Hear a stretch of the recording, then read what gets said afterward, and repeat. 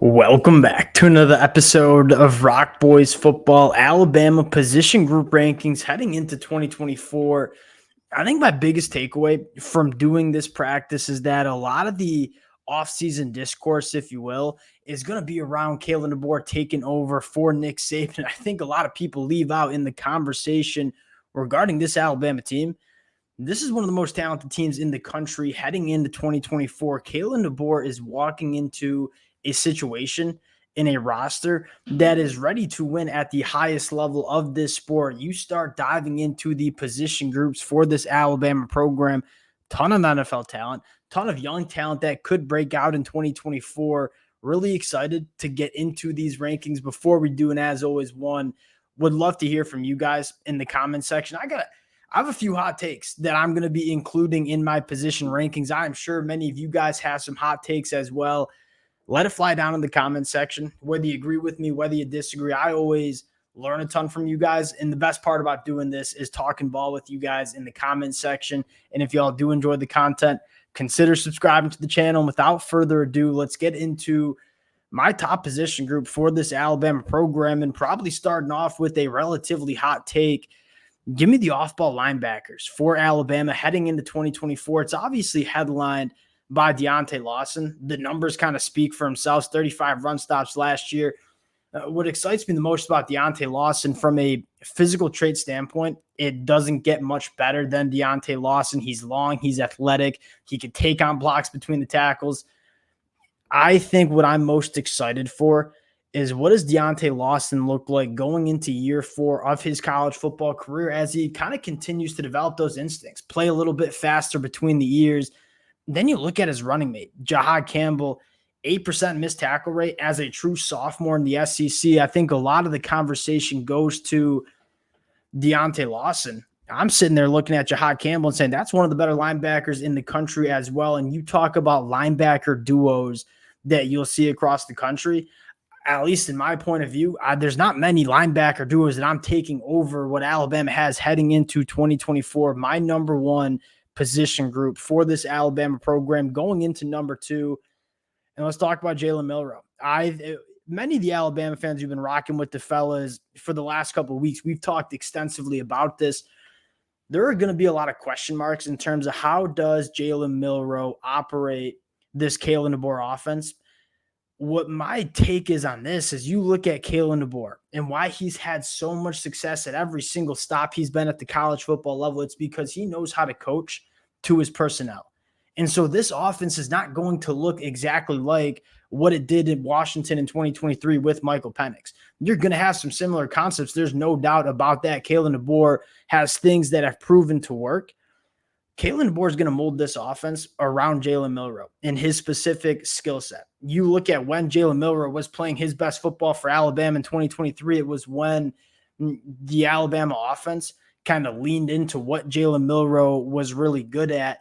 That's what Kalen DeBoer is going to do with Jalen Milroe in 2024. And then you look at Jalen Milroe as a quarterback, this narrative of a running back quarterback is, at least in my mind, wild. I mean, a 65% completion percentage with an average depth of target of 13.5 yards down the field. Just to put that in comparison, Bo Nix led the country in completion percentage last year. His average depth of target was 6.4 yards. Jalen Milroe completed a lot of passes last year, pushing the ball down the field.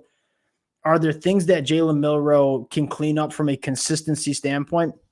Yeah, sure there is.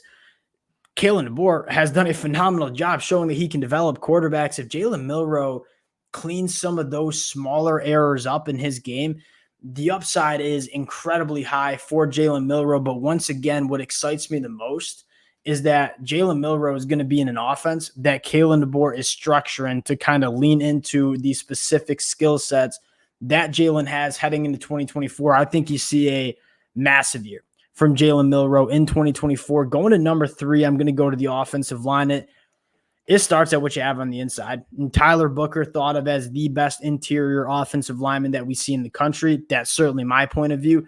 You look at the other guard spot, Jaden Roberts, he's probably a top 5 interior offensive lineman in the country heading into 2024.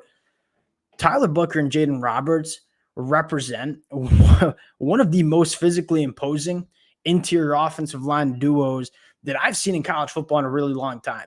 They are going to be able to move bodies off the line of scrimmage, both hold up in pass protection relatively well. And then you look at the tackle spot, say, hey, Caden Proctor's only getting better. And we saw Caden Proctor play some really quality football towards the end of 2023 as a true freshman left tackle in the SEC.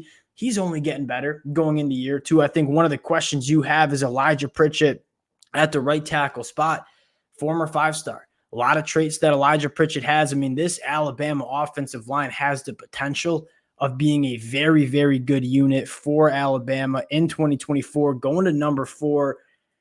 Let's talk about the running back position. Now, if the running back position is indeed a top 4 position group on this Alabama roster, at least in my mind, it starts with running back Justice Haynes. I think he's one of the more talented backs that we see in the country, and that's not me taking anything away from Jam Miller. We all saw what Jam Miller looked like during that spring game. You look at Justice Haynes, he's special. And you look at the offensive line, moving bodies off the line of scrimmage. I look at this running back room. I throw in redshirt freshman Richard Young, who, again, another top 100 national prospect. The running back room on paper might look like it takes a step back when you lose guys like Jace McClellan and Roydell Williams. I think there's a lot of Alabama fans that know this roster well say this running back room has the potential to be a very, very good unit in the 2024 year. Going to number 5, and I think one of the bigger storylines for Alabama, at least in my mind, is the defensive line. Now, you look at this defensive line, we're going to talk about this unit very similar to how we talk about the secondary. The defensive line has all the potential in the world, right? You just don't have a ton of proven commodities as pass rushers. I look at the inside, say that's going to be a really, really good unit. Tim Keenan, Tim Smith, Damon Payne, Jaheim Otis. It doesn't get much more talented, and they're deep on the inside of the defensive line. That's something that is very, very important when you talk about elite defensive lines in college football. I think the big question mark is, what's the pass rusher unit look like? I mean, losing Dallas Turner and Chris Braswell, that's a lot of talent to lose to the NFL. Now, I think good thing for Alabama fans, you have a ton of young talent that's kind of going into year 2, year 3 of their college football careers. Transfer LT Overton. You have guys like Keon Keeley, Yanza Pierre. Which one of those guys steps up and becomes an elite pass rusher for Alabama?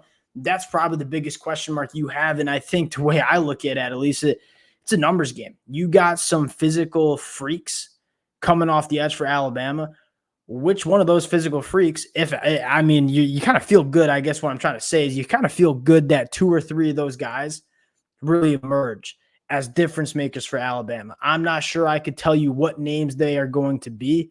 That being said, I feel pretty confident just based on the amount of really quality athletes you have at these position groups that you're going to get solid defensive line play from Alabama. We just have some question marks in terms of who's it going to be for Alabama in 2024. Going to number 6, let's talk about the wide receiver room. That, again, I think is a fascinating position unit where I think my biggest question is, who's going to be the wide receiver 1 for Alabama? It's a conversation we've had a lot of the offseason. I've been very vocal that I think the wide receiver 1, so to speak, with Alabama might be a true freshman. Whether it's Caleb Bowden, whether it's Ryan Williams, I look at the Alabama wide receiver room and say it's a lot of different guys that can do a lot of different things. Not a ton of proven commodities back there. Very similar to how we talk about the defensive line and really how we're going to talk about the secondary group. You got the guys that can step up. I really do like the young talent, Ryan Williams, Caleb Bowden, Jeremy Bernard coming over from Washington. We saw what he could do during the spring game.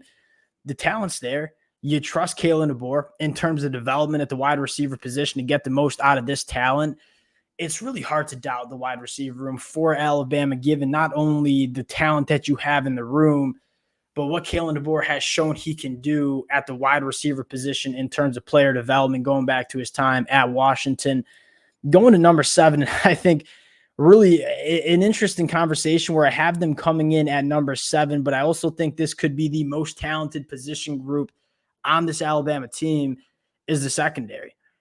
You're bringing Damani Jackson. Sky's the limit with this kid. Sub 10.5 in the 100-meter dash, big physical frame. You look on the other side, another modern-day cat in Xavier Brown, who we always said, Xavier Brown coming out of high school, this was one of those guys that we say could play a lot as a true freshman. I'm not sure if he has the upside Look, a guy like Jalen Mbakwe, that being said, he's very, very polished. He's ready to go kind of year one for Alabama. So you kind of feel good about the cornerback spot. You throw in Xavier Mincy. I mean, the true freshman talent and the talent you injected in the transfer portal is kind of some next level stuff. And then you look at the safety room, say Malachi Moore. It is so big to have a veteran safety that can do a lot of different things in this Alabama defense. You're bringing Keon Sabb. As a Michigan fan, you guys got a very good player in Keon Sabb. I look at the secondary room and say you have multiple guys that will be playing in the NFL in the next 5 years.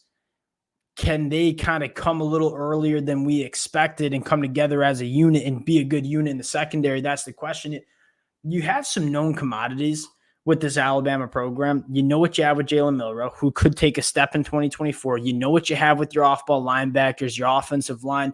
Then there are a few position groups, defensive line, secondary, wide receiver, that, hey, look, you have a ton of talent and it's a numbers game. You kind of feel good that a lot of these guys are going to step up. You're just not necessarily sure who it's going to be.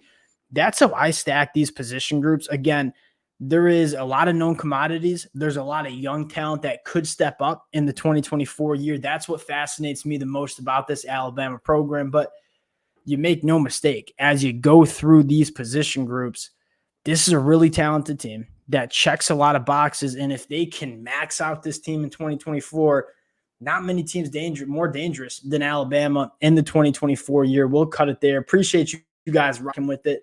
Would love to hear from y'all in the comment section. If y'all do enjoy the content, consider subscribing to the channel, and we'll talk to y'all later. Peace.